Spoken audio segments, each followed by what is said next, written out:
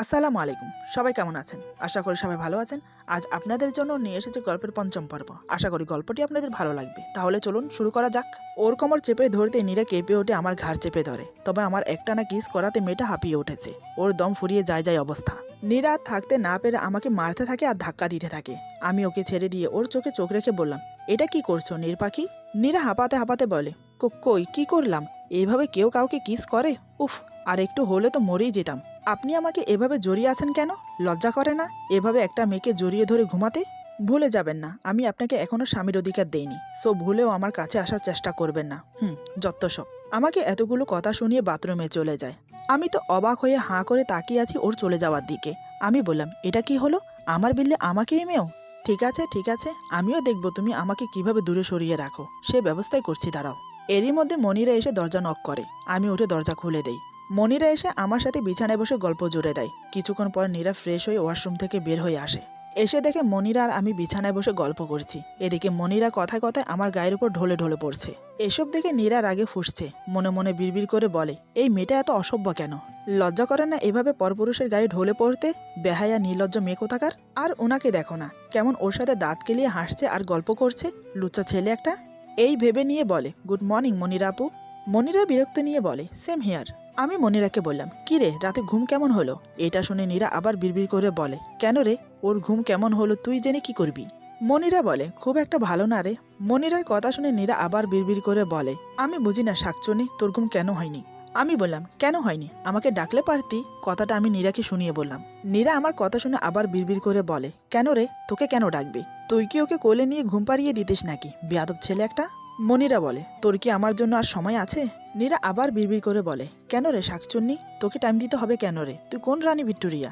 আমি বললাম, আরে বলেই দেখতে আমাকে। নীরা আবার বিড়বিড় করে বলে, লুচ্চা পোলা, রাতে আসিস আমার কোলে ঘুমানোর জন্য, তখন তোকে তুলে আছাড় যদি না দিয়েছি তো আমার নাম নীরা না। নীরার আগে চোটে কি করবে ভেবে না পেয়ে আমার মুখের উপর টাওয়াল ছুঁড়ে ফেলে হন হন করে রুম থেকে বেরিয়ে যায়। মনিরা বলে, দেখলি কেমন বেয়াদব মেয়ে? এত মেয়ে থাকতে তুই একে যে কেন বিয়ে করতে গেলি কে জানে, তোর লাগেনি তো? আমি মনিরার কথা পাত্তা না দিয়ে মনে মনে বলি, তুমি যে আমার মায়ার জালে আটকে গেছো নির্পাখি, দেখি তুমি কেমন করে এই জাল ছেড়ে বেরিয়ে যাও। তারপর মনিরাকে বললাম, না রে লাগেনি, তুই যা, আমি ফ্রেশ হয়ে আসছি। মনিরা বলে, আমি থাকি, তুই যা, আমরা একসাথে যাব। আমি বললাম, ঠিক আছে। এদিকে নীরা হন হন করে ড্রয়িং রুমের সোফায় গিয়ে বসে। তারপর নখ কামড়াতে শুরু করে। ওর রাগ উঠলে এটাই করে। এদিকে তিশা দাঁড়িয়ে দাঁড়িয়ে নীরার কাণ্ড দেখে যাচ্ছে। তিশা দেখে বেশ বুঝতে পারছে নীরার এই আচরণের কারণটা কি। তিশা মনে মনে ভাবলো নীরাকে আরেকটু রাগিয়ে দেওয়া যাক। এই ভেবে নীরার কাছে এসে বলে, ভাবি গুড মর্নিং। নীরা না তাকিয়ে বলে, মর্নিং। তিশা বলে, ভাই উঠেছে ভাবি? নীরা রাগের সাথে বলে, উঠেনি আবার? ওনার মনির সাথে রসিয়ে রসিয়ে গল্প করছে, গিয়ে দেখো। তিশা বলে, তাই বলো? মনিরা আপা আসলে ভাইয়া সকাল সকাল ওঠে, তাছাড়া তো সকালে ডেকেও তোলা যায় না। নীরা বলে, তাই? তিশা বলে, হ্যাঁ তাই তো। দেখো আজ দুজন সারাদিন একসাথে থাকবে, ভাইকে কোথাও যেতে দেবে না। নীরা বলে, থাকাচ্ছি তোমার ভাইকে ওর সাথে। এই বলে নীরা হন হন করে রুমে চলে আসে। রুমে প্রবেশ করেই দেখে মনিরা এখনো বিছানায় বসে আছে আর আমি ওয়াশরুম থেকে বের হচ্ছি। নীরা গিয়ে আলমারি থেকে ব্ল্যাক শার্ট, স্যুট, প্যান্ট, টাই বের করে। তারপর আমার হাতে দিয়ে রেডি হতে বলে অফিসে যাওয়ার জন্য। মনিরা বলে, মীর চল আজ কোথাও গিয়ে ঘুরে আসে, আজ অফিসে যাস না। নীরা বলে, না ওর জরুরি কাজ আছে, ওকে অফিসে যেতেই হবে। এরপর আমার দিকে তাকিয়ে বলে, আপনি এখনো দাঁড়িয়ে আছেন কেন? আমি বললাম, না বলছিলাম যে আমার কথা শেষ হলো না। নীরা আমার দিকে এমন ভাবে তাকালো যে আমি জামা কাপড় তুলে সুরসুর করে ওয়াশরুমে চলে গেলাম। নীরা বলে, মনিরা আপু আপনি এখন যান, ও অফিসে যাবে তো অফিস থেকে এসে আপনার সাথে গল্প করবে। আর শুনুন, এভাবে নক না করে যখন তখন রুমে আসবেন না। এখন মিরাজ বিবাহিত, সাধারণ জ্ঞানটুকু আপনার থাকা উচিত। মনিরা নীরার কথা শুনে রাগে কটমট করতে করতে রুম থেকে বেরিয়ে গেল। তিশা রুমের বাইরে থেকে সব দেখে বলে, বাহ ভাবি বাহ, তুমি তো কামাল করে দিয়েছো। এটুকুতেই এমন, তাহলে সামনে না জানে আরো কি কি করবে তুমি। তোমার রাগটা এমনভাবে ধরে রাখো, তাহলে আমার প্ল্যানটা সাকসেসফুল হবে। এই বলে হাসতে শুরু করে। এরপর খাবার টেবিলে সবাই নাস্তা করছি। মা মনিরাকে বলে, মনিরা মা, তোমার আম্মু কবে আসবে? মনিরা বলে, আসলে দেখতেই পারবেন, আর আপনার জেনে কি হবে? মায়ের মন খারাপ হয়ে গেল মনিরার কথা শুনে। উনি উঠে গেলেন খাবার ছেড়ে। আমিও মনিরাকে কিছু বলিনি, কারণ আমি নিজেও এরকম করি। তিশা নীরার দিকে তাকায়। নীরা বলে, মনিরা আপু একটা কথা বলে, রাগ করবেন না। বড়দের সাথে কিভাবে কথা বলতে হয় আপনি সেই শিক্ষা পাননি? মনিরা বলে, হাউ ডিয়ার ইউ, আমাকে এই কথা বলার সাহস কই পাও তুমি? যে যেমন তার সাথে তেমন করেই কথা বলতে হয়। আমি বললাম, নীরা তুমি কি বলছো? নীরা বলে, যে আপনার মায়ের সাথে এমন ব্যবহার করে আপনি তার হয়ে আমাকে ধমকাচ্ছেন। আমি বললাম, ও তো ভুল কিছু বলেনি, ওনার আমাদের পরিবারের সম্পর্কে এত কথা জানতে হবে কেন? নীরা আমার সাথে কোনো কথা বলে না, তিশার হাত ধরে উঠে চলে যায়। মনিরা বলে, কোন মেয়েকে বিয়ে করেছিস তুই যে তোকে সম্মান করে না? আমি আর এক মুহূর্ত এই বাড়িতে থাকবো না। আমি বললাম, তুই রাগ করিস না, আমি অফিস থেকে এসে নীরাকে বোঝাবো, তুই ফুপিকে কিছু বলিস না, আমি এসে সব দেখছি। এই বলে নাস্তা করে অফিসে চলে গেলাম। এদিকে আমি না করার সত্ত্বেও মনিরা ওর মাকে ফোন করে সব জানিয়ে দেয়। ওদিকে মা আমার কথা শুনে খুবই কষ্ট পায়। মা মনে মনে বলে, ও যাই বলুক আমাকে, তাতে আমার কোনো সমস্যা নেই, কিন্তু বাইরের লোকের সামনে এই কথা বলাতে আমি খুবই কষ্ট পেয়েছি। তিশা রুমে গিয়ে কান্না করতে থাকে, সাথে নীরা ছিল। তিশাকে কান্না করতে দেখে বলে, এই মেয়ে কাঁদছো কেন? একদম কাঁদবে না, আমি এখনো আছি তো, তোমার ভাইকে তোমাদের কাছে ফিরিয়ে দেব আমি, আমার উপর বিশ্বাস রাখো। তিশা কান্না করতে করতে বলে, আমার একদম সহ হয় না মামনির সাথে কেউ এমন ব্যবহার করলে, কিন্তু আমার তো করার কিছু নেই। নীরা বলে, টেনশন করো না, আমি আছি, এখন চলো তো কোথাও গিয়ে ঘুরে আসি, চলো আমার কলেজে যাই, যাও রেডি হয়ে নাও। কিছুক্ষণ পর নীরা আর তিশা রেডি হয়ে বের হয়ে যায়। এদিকে মনিরা সব দেখে আমাকে ফোন দিয়ে বলে, নীরা খুব সুন্দর করে সেজে গুজে বেরিয়ে গেছে, আরও নানান কথা বানিয়ে বানিয়ে বলে। এসব শুনে তো আমার মাথায় আগুন ধরে যায়। আমি তখন অফিস থেকে বের হয়ে যাই। নীরা আজ নীল রঙের সালোয়ার কামিজ পরেছে, নীল রঙের চুড়ি, কালো টিপ আর হালকা লিপস্টিক। তিশা বলে, ভাবি তোমাকে যা লাগছে না, আমি নিজেই প্রেমে পড়ছি, ছেলেগুলিরই বা কি দোষ দেব, এভাবে তাকিয়ে না থেকে যাবে কোথায়? নীরা বলে, তোমার ভাই থাকলে সবগুলোর ঘাড় মটকিয়ে দিত, দেখো দেখো আমার জন্য কত ছেলে লাইন দেবার জন্য দাঁড়িয়ে আছে, আর আমি কার ঘাড়ে ঝুললাম? ওই গুন্ডার গলায়। তিশা বলে, তাই নাকি? আমার ভাই ফেলনা নাকি? তুরি মারলেই মেল লাইন লেগে যাবে, উদাহরণস্বরূপ মনির আপু। নীরা বলে, তুমি থামবে নাকি বাসায় চলে যাব? তিশা বলে, আরে না না, চলো চলো, কিন্তু যাই বলো ভাবি, মনির আপু ভাইকে খুবই ভালোবাসে, মনে হয় তুমি চলে গেলে ও ভাইয়ের খুব যত্ন নেবে। নীরা কিছু বলতে যাবে, ঠিক তখনই একটা ছেলে নীরার সামনে হাঁটু গেড়ে বসে, তারপর একগুচ্ছ লাল গোলাপ এগিয়ে দিয়ে প্রপোজ করে বসে। এসব দেখে তিশা আর নীরা দুজনেই অবাক। নীরা কিছু বলতে যাবে, ঠিক তখনই ছেলেটার পিছে আমাকে এসে দাঁড়াতে দেখে। আমাকে দেখে ওরা দুজন ভয় পেয়ে যায়। নীরা ভালোভাবেই বুঝতে পারে ছেলেটার কপালে দুঃখ আছে। নীরা তাই পরিবেশ বাঁচাতে চেষ্টা করল। নীরা বলে, আরে ভাই কি করছেন কি, ওঠেন, আমি বিবাহিত ভাই, আর এটা আমার ননদ। তিশা বলে, হ্যাঁ ভাইয়া, এটা আমার ভাবি, আপনি যান না, এখান থেকে যান। ছেলেটি নীরার কথা শুনে আপসেট হয়ে চলে যেতে গিয়েও আবার ফিরে আসে। নীরাকে ফুলগুলো নিতে সেরকম জোরাজোরি করতে লাগে। নীরা কিছু না ভেবে ফুলগুলো হাতে নিল। ফুলগুলো নেওয়ার সাথে সাথে আমি নীরার গালে আচমকাই এসে ঠাস করে থাপ্পড় মেরে দিই। তারপর হনহন করে টেনে নিয়ে গাড়িতে বসিয়ে দিই। তিশা গাড়িতে বসে মনে মনে ভাবে, হায় আল্লাহ, ভাবি তো আজ শেষ, কে বাঁচাবে আজ ভাবিকে? কেন যে কলেজে আসতে গেলাম কে জানে, আর কেন যে ভাবি ফুলগুলো হাতে নিতে গেল কে জানে। এখন কি হবে? এদিকে নীরা ভাবে, দেখানো হচ্ছে আমি যা ইচ্ছে করি, তোর কি রে? আমি কি তোর মতো কাউকে জড়িয়ে ধরেছি? খাচ্ছর ছেলে একটা, আমার গালটা কি সরকারি পেয়েছিস যে যখন তখন মারবি? কিন্তু যেভাবে আছে মনে হচ্ছে আমার কপালে দুঃখই আছে। আল্লাহ বাঁচাও আমাকে। বাড়ির ভিতরে প্রবেশ করে গাড়ি থামালাম। তারপর নীরাকে টেনে রুমের দিকে নিয়ে যেতে শুরু করি। মনিরা নীরাকে ওভাবে টানতে দেখে আমার সামনে এসে দাঁড়ায়। মনিরা বলে, মীর তুই ওভাবে ওকে টানছিস কেন? ওর হাত ছেড়ে দে। আমি বললাম, এখন আমার সামনে থেকে সর প্লিজ, আমার মাথা গরম আছে। মনিরা বলে, মাথার কি দোষ বল? যে মেয়েকে বিয়ে করেছিস মাথা তো গরম থাকবেই, তুই আমার সাথে চল, তোর মন ভালো করে দেব। নীরা বলে, হ্যাঁ হ্যাঁ মনির আপু, ওকে আপনার সাথে নিয়ে যান, আমার অনেক কাজ আছে, আমি বরং যাই। কিন্তু আমি হাত ছাড়ি না, আরো শক্ত করে ধরে রাখি। তিশা বলে, ছাড় না ভাইয়া, ভুল হয়ে গেছে, তোকে না বলে আর কোথাও যাব না আমরা। নীরা বলে, কেন যাব না? 100 বার যাব, 1000 বার যাব, উনি বলার কে? আর আমাদের তো কোনো ভুল হয়নি, এত সুন্দর মেয়ে আমি, ছেলেরা তো প্রপোজ করতেই পারে, আমি কি আর কারো কোলে গিয়ে বসেছি নাকি যে ভুল হয়েছে? ওর কথা শুনে আমার মাথায় রক্ত উঠে গেল। আমি ওকে কিছু বলার সুযোগ দিলাম না। আমি ওকে সবার সামনে কোলে তুলে নিয়ে রুমে চলে যাই। তারপর ওকে দাঁড় করিয়ে রুমের দরজা লক করে দেই। নীরা সাহস নিয়ে বলে, আচ্ছা আমি কি কারোর সাথে ডেটে গেছি নাকি কারোর সাথে? ওর কথা শেষ হতে দিলাম না। আমি বললাম, তোমার সাহস কি করে হয় এসব কথা বলার? কার হুকুম নিয়ে তুমি সেজে বেরিয়েছো? আমি তোমাকে নিষেধ করেছিলাম এভাবে সেজে বাইরে যাবে না, আর এটাও বলেছিলাম আমাদের মুসলমানদের কপালে টিপ দেওয়া জায়েজ না। আমার কথাগুলো কি তোমার কানে যায়নি? নীরা বলে, আমার লাইফ আমি যা ইচ্ছে করতে পারি, আপনার কি তাতে? নীরার কথা শুনে আমি স্যুট আর টাই খুলে বিছানায় ছুঁড়ে ফেললাম। তারপর শার্টের হাতার বোতাম খুলে জড়াতে শুরু করলাম। নীরা এটা দেখে আর একটা কথাও বলল না। আমি ওর দিকে এগিয়ে যেতে যেতে বললাম, কি বলছিলে জানো? নীরা পিছিয়ে যেতে যেতে বলে, আপনি এগিয়ে আসছেন কেন? আমি বললাম, তুমি এভাবে পিছোচ্ছ কেন? প্রশ্নের উত্তর নেবে না? নীরা বলে, না না, আমার কোনো প্রশ্নের উত্তর লাগবে না। এদিকে নীরা পিছোতে পিছোতে দেয়ালের সাথে ঠেকে যায়। আমি নীরার মুখের কাছে চলে আসি, খুব কাছে। নীরার মুখের উপর আমার নিঃশ্বাস গিয়ে পড়ছে। আমি তখন নীরা ঠোঁটের দিকে তাকিয়ে ঘোরের মধ্যে চলে গেছি। সেভাবেই থেকে বললাম, তোমাকে না বারণ করেছিলাম লিপস্টিক দেবে না, আমি নিজেকে কন্ট্রোল করতে পারি না? নীরা বলে, আমি তো। নীরা কথা শেষ করতে পারে না। তার আগে আমি নীরার ঠোঁটে নিজের ঠোঁট ডুবিয়ে দেই। আচমকা কিস করাতে নীরা কেঁপে ওঠে। তার দুহাত অজান্তে আমার সামনের দিকে শার্ট খামচে ধরে। সে মুহূর্তে চোখ বন্ধ করে নেয়। আমার দুহাত তখন দেয়ালের সাথে ঠেস দেওয়া। এবার আমি দেয়ালের থেকে হাত সরিয়ে ওর পিঠ জড়িয়ে ধরে নিজের দিকে টেনে নিই। আমার যেন ঘড়ি কাটছে না। ওর ঠোঁটের পরশ পেলেই আমি যেন আর নিজেকেই ধরে রাখতে পারি না। এমন সময় মনিরা দরজা জোরে জোরে ধাক্কা দিতে শুরু করে। আমার ঘোর কেটে যায়। আমি নীরাকে ছেড়ে দিতেই ও গিয়ে দরজা খুলে দেয়। দরজা খুলতে মনিরা নীরার দিকে তাকিয়ে আমার হাত ধরে টানতে টানতে রুম থেকে বের করে নিয়ে যায়। নীরা আমার চলে যাবার দিকে তাকিয়ে থাকে। আমি বললাম, কি হয়েছে, এভাবে টানছিস কেন? মনিরা বলে, তুই আগের মতো নেই, অনেক পাল্টে গেছিস, আমাকে আর আগের মতো ভালোবাসিস না। আমি বললাম, কে বলেছে তোকে এসব কথা? আমি এখনো আগের মতোই আছি, তুই বুঝতে ভুল করছিস পাগলি। মনিরা বলে, মোটেই না, তুই আমাকে আগের মতো কেয়ার করিস না, সময়ও দিস না, সবসময় নীরার সাথেই থাকিস। জানিস নীরা আমাকে কি বলেছে? আমি বললাম, কি বলেছে? মনিরা বলে, আমাকে সবসময় তোর ঘরে যেতে বারণ করেছে, তোর থেকে দূরে থাকতে বলেছে, আর যত তাড়াতাড়ি পারি এই বাড়ি থেকে চলে যেতে বলেছে। এই সবগুলো কথা নেকা কান্না করে বলে আমাকে। আমি বললাম, সত্যি ও এসব বলেছে? মনিরা বলে, নয়তো কি আমি মিথ্যে বলছি? আমি কালই এ বাসা থেকে চলে যাব, এভাবে আর অপমানিত হতে পারবো না। আমি বললাম, কাঁদিস না, চল আমার সাথে। মনিরা বলে, কোথায়? আমি ওর কথার উত্তর না দিয়ে ওকে নিয়ে আমার রুমে যেতে যেতে নীরাকে ডাকলাম, নীরু, এই নীরু। নীরা বলে, কি? আমি বললাম, তুমি মনিরের কাছে মাপ চাও। নীরা অবাক হয়ে বলে, কেন? আমি বললাম, তুমি ওর সাথে মিসবিহেভ করেছো তাই। নীরা বলে, আমি কোনো মিসবিহেভ করিনি। মনিরা বলে, থাক না মীর, আমি কাল চলে যাব। আমি বললাম, তুই কেন যাবি? নীর ওর কাছে ক্ষমা চাও। তুমি ওকে আজ রুমে যেসব কথা বলেছো সেসব কথা তোমার বলা উচিত হয়নি, তুমি ওকে সরি বলো। নীরা বলে, কেন সরি বলবো?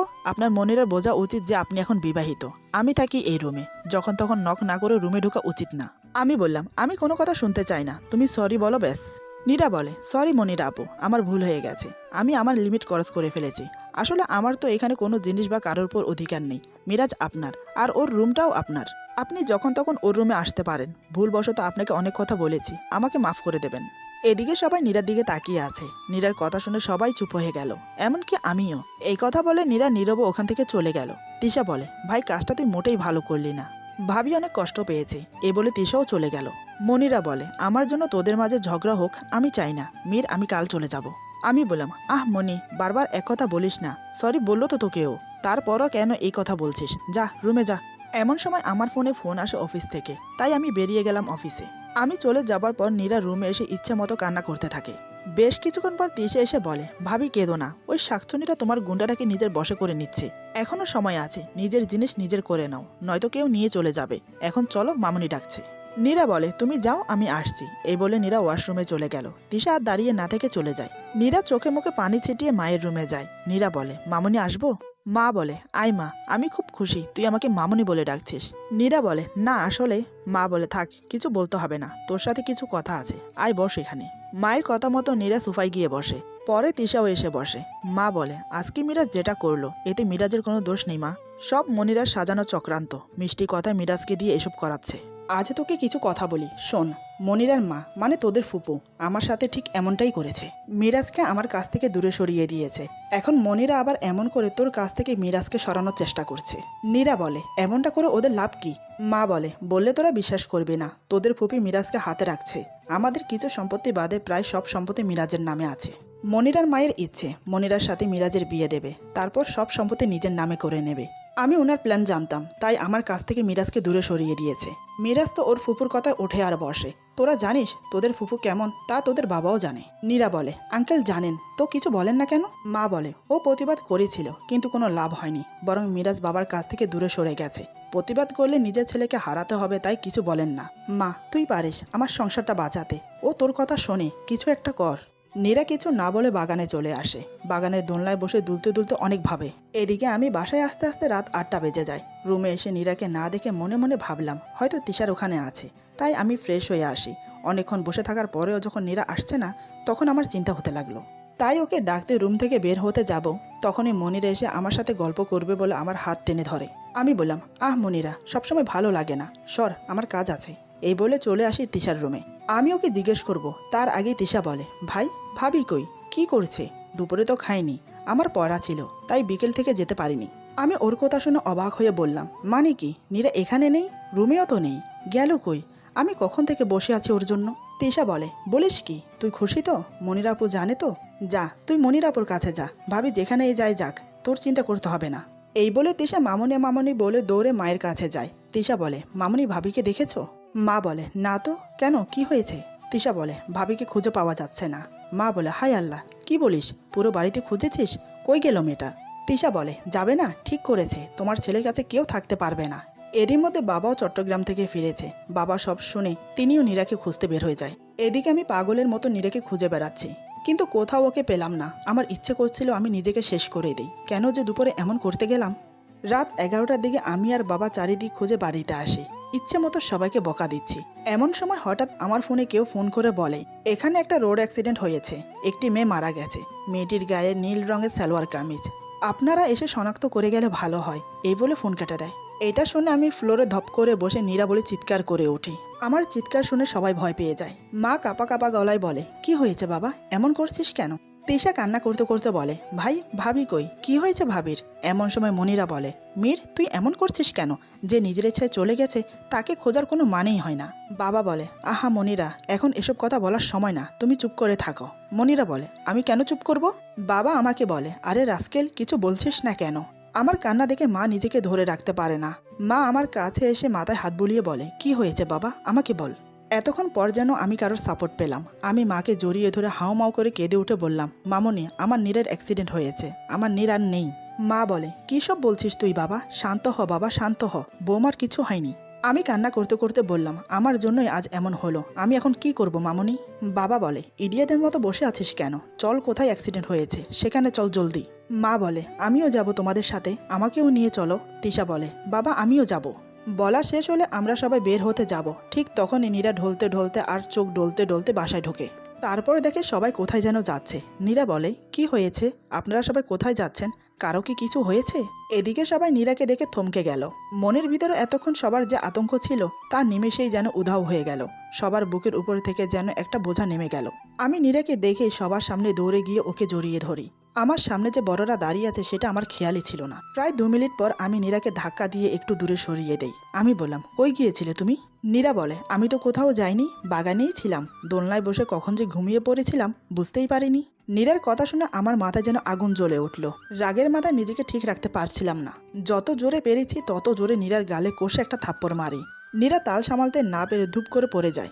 আমার মা নীরাকে কোলে জড়িয়ে ধরে। আমি বললাম এতটা বেখেয়ালি কেন তুমি? তুমি জানো আমাদের উপর দিয়ে কি যাচ্ছে?